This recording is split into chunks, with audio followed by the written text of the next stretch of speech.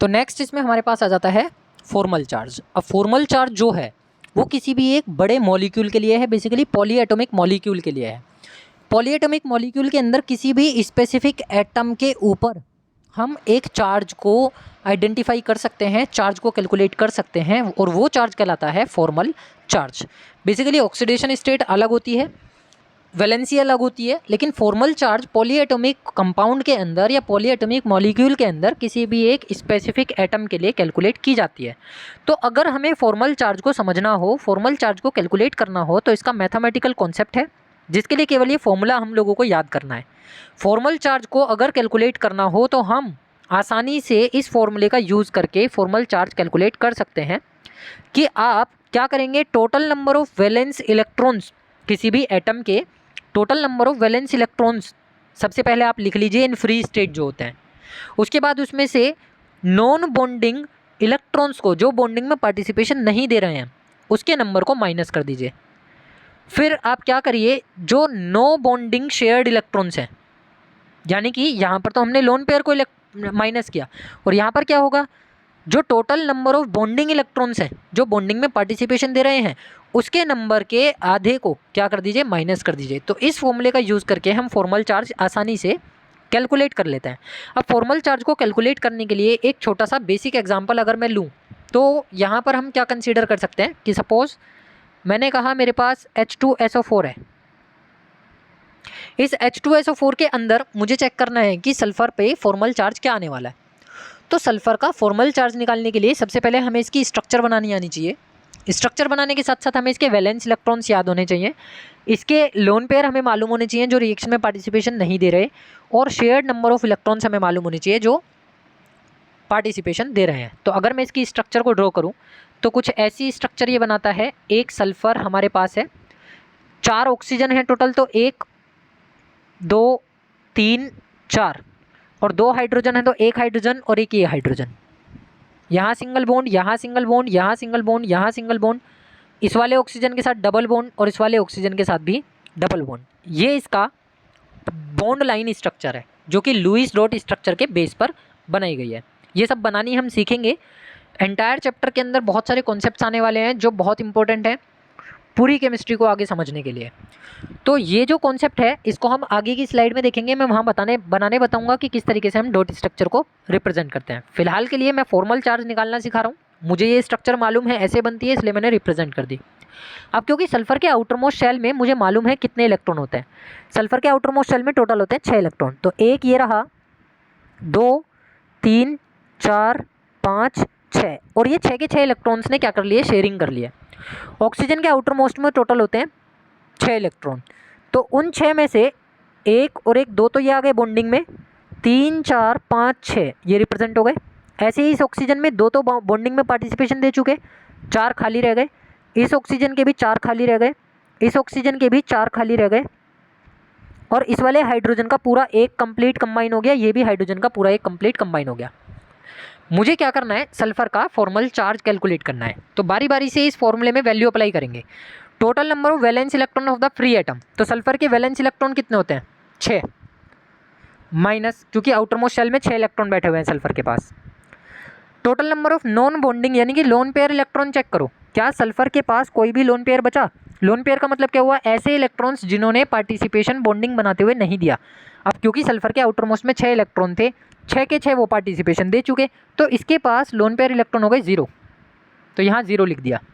Minus किया मैंने 1/2, और कितना नंबर, बॉन्डिंग इलेक्ट्रॉन्स का नंबर। तो बॉन्डिंग इलेक्ट्रॉन कितने हैं सल्फर के, टोटल 6 इलेक्ट्रॉन इसके आउटर मोस्ट में थे और 6 ही इसने बॉन्ड बना लिए, तो वो आ जाएगा यहाँ पे 6।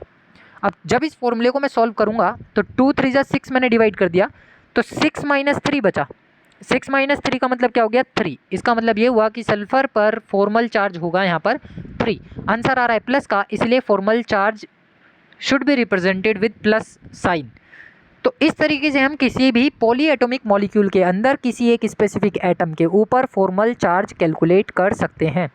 यानी अगर मैं सपोज़ कोई एक और एग्जांपल ले लेता हूँ, मैंने ले लिया Na2CO3 और मैं कह रहा हूँ कि कार्बन पर कैलकुलेट करो, तो Na2CO3 की स्ट्रक्चर हम कैसे बनाएंगे।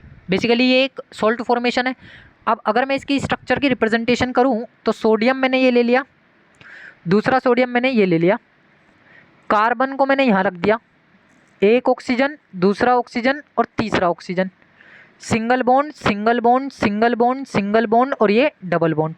कार्बन के भी 4 बॉन्ड पूरे हो गए, ऑक्सीजन के 2 बॉन्ड पूरे हो गए, सोडियम का एक बॉन्ड पूरा हो गया। सारी चीज़ें सेटिस्फाई हो रही हैं।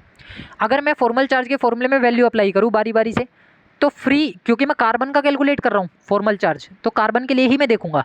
तो वैलेंस इलेक्ट्रॉन कितने कार्बन के? 4। आउटर मोस्ट शेल में टोटल 4 इलेक्ट्रॉन, माइनस करूंगा।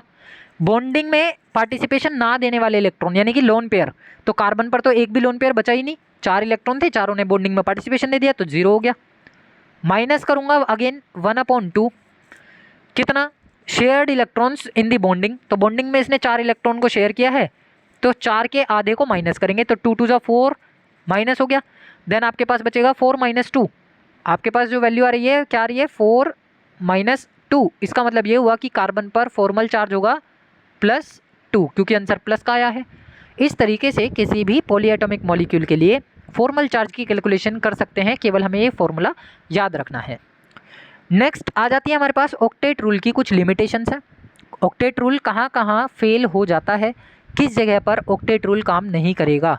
तो सबसे पहली जो चीज़ है वो ये है कि जो इनकम्प्लीट ऑक्टेट वाले सेंट्रल एटम हैं, जैसे मैं LiCl की बात कर रहा हूँ या BeH2 की बात कर रहा हूँ, एक है मेरे पास LiCl मॉलिक्यूल, एक है मेरे पास BeH2 मॉलिक्यूल, इनमें ये जो सेंट्रल एटम है इनका ऑक्टेट इनकम्प्लीट है।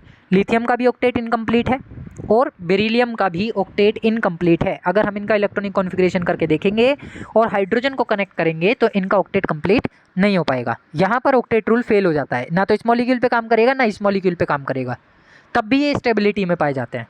दूसरा जो इसका लिमिटेशन है जहाँ पर ये ऑक्टेट रूल काम नहीं करता कि odd electron molecules like NO2 या NO, चेक करके देखें अगर हम तो नाइट्रोजन के पास 7 इलेक्ट्रॉन होते हैं, ऑक्सीजन के पास 8 इलेक्ट्रॉन होते हैं, टोटल इलेक्ट्रॉन हो गए 15, और कैसा मॉलिक्यूल हो गया? ओड इलेक्ट्रॉन मॉलिक्यूल हो गया। इसके पास भी ऑक्टेट रूल काम नहीं करता, यहाँ पर भी ऑक्टेट रूल फेल हो जाता है। बात करें NO2 को लेकर के तो नाइट्रोजन के साथ ऑक्सीजन के 8 2 16, टोटल हो गए 23 इलेक्ट्रॉन, तो 23 इलेक्ट्रॉन की स्पीशी जो कि ओड इलेक्ट्रॉन स्पीशी है, यहाँ पर भी ऑक्टेट रूल फेल हो जाता है। ये सब चीज़ें हम न्यूमेरिकल्स में देखेंगे कि ऑक्टेट रूल किस तरीके से फेल हो रहा है, कहाँ पे इनकी स्टेबिलिटी ऑक्टेट रूल के अकॉर्डिंग नहीं हो रही है। इसी तरीके से तीसरा आ जाता है the unexpanded octet. Unexpanded octet का क्या मतलब हुआ? जैसे PCl5 और SF6 की बात करें हम, तो PCl5 की स्ट्रक्चर में बनाऊँ तो ये 1 2 3 4 और ये 5 इस तरीके से स्ट्रक्चर बनाता है, लेकिन फॉस्फोरस के पास ऑक्टेट पूरा ही नहीं हो पाया क्योंकि इसके 5 p ऑर्बिटल में केवल 5 ही इलेक्ट्रॉन थे और वो पाँचों के पाँचों 5 क्लोरीन एटम के साथ क्या हो गए? कंट्रीब्यूट हो गए। तो ये अपने ऑर्बिटल को एक्सपेंड नहीं कर सकता। अब जब ये ऑर्बिटल को एक्सपेंड नहीं कर सकता तो ये 3 इलेक्ट्रॉन को गेन भी नहीं करने वाला। जब ये 3 इलेक्ट्रॉन को गेन नहीं करेगा तो इसका मतलब ये हुआ कि इसके पास अनएक्सपेंडेड ऑक्टेट होता है, जिसकी वजह से यहाँ ऑक्टेट रूल फेल हो जाएगा। सिमिलरली SF6 के अंदर भी सल्फर पे ऑक्टेट रूल काम नहीं करता। तो ये हमारे कुछ बेसिक कॉन्सेप्ट्स हैं केमिकल बॉन्डिंग के जो एंटायर चैप्टर में काम आएंगे, जिसमें अभी तक हमने केवल बात करी है ऑक्टेट रूल को लेकर के, कोवेलेंट बॉन्ड को लेकर के या फिर इलेक्ट्रोवेलेंट बॉन्ड को लेकर के। कोसेल अप्रोच और लुईस अप्रोच के बाद ही ये सब पॉसिबल हो पाया कि हम मॉलिक्यूल्स के बीच में या एटम्स के बीच में क्या देख पाए? बॉन्ड्स की फॉर्मेशन को चेक कर पाए। तो आज के लिए केवल इतना ही। कल मिलेंगे कल की क्लास में नेक्स्ट वीडियो में।